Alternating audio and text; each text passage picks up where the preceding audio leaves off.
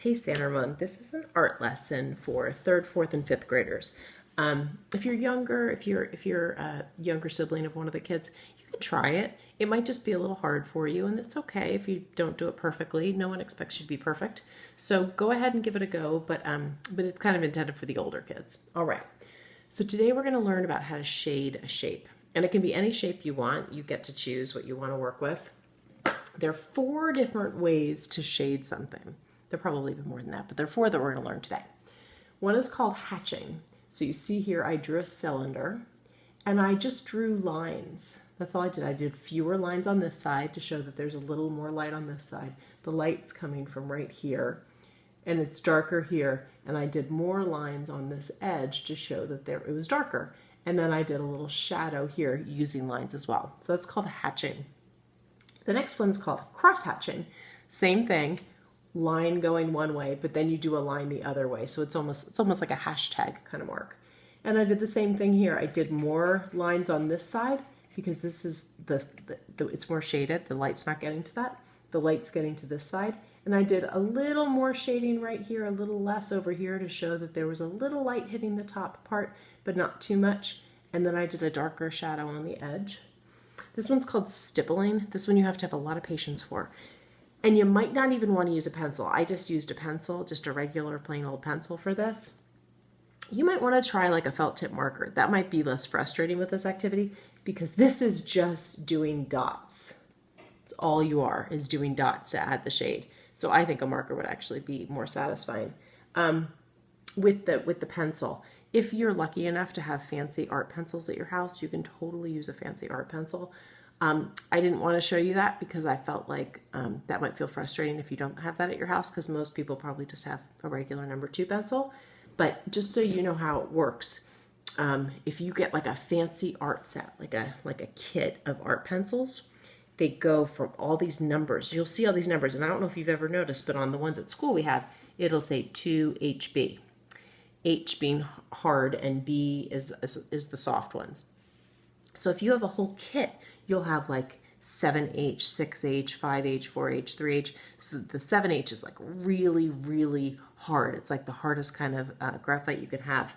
And then it gets lighter and lighter and lighter and softer until it gets this medium one. This is 2HB. That's sort of like the medium, a little bit soft, but not super soft. And then they go softer and you'll get 3B, 4B, 5B, 6B, 7B, 8B. So if you want to really do like some like squishy shading and you want to have a nice soft pencil, like a 7 or 8B is a really fun pencil to use.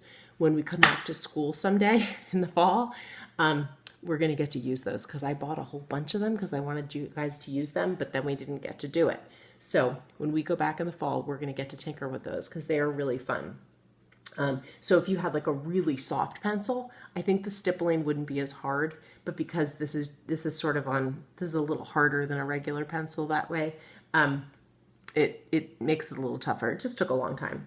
And then the last one is blending. And so with the blending, what I did was I used my pencil, but then I used the edge of my pencil some.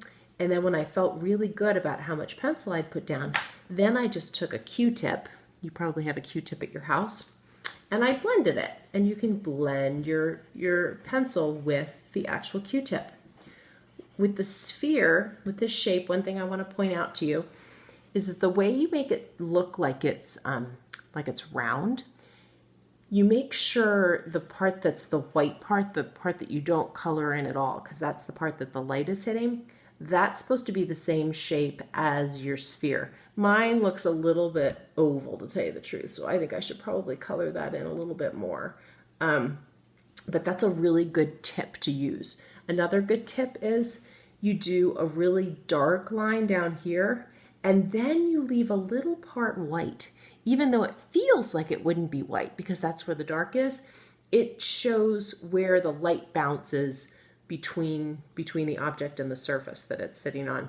And that will help too to give a little bit more of a spherical look to it, okay? So with this, all I did, and I can show you with my piece of paper here, all I did was I chose this shape. You could choose any shape you want. Maybe you want to choose a cylinder, right? Choose your cylinder. Remember, with your cylinder, you draw like an oval. and then you draw 2 lines down, and then it's like another little half smiley face at the bottom. You want to make sure this part is rounded. Don't go straight across because it won't look as much like a cylinder that way. So there's your cylinder, and then you can practice any kind of shading you want.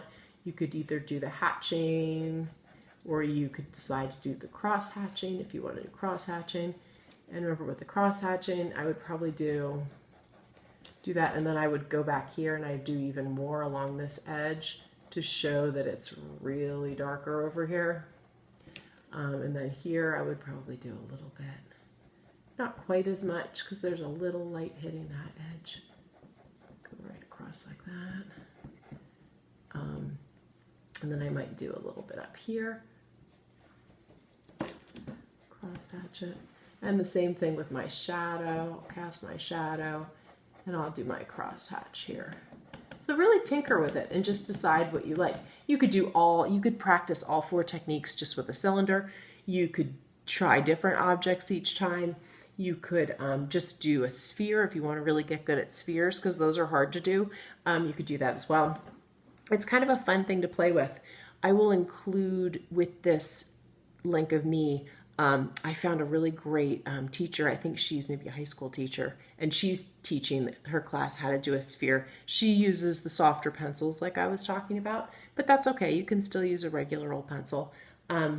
But you might learn some new stuff from her because she had some really good ideas for techniques. And she uses something called a blendy stick, but it's like a Q-tip. So use a Q-tip. You don't need a fancy blendy stick to use it. You can just use this. You could do a whole page of cylinders if you wanted, or a whole page of spheres, or cones, or I mean, what else did I draw? I can't remember.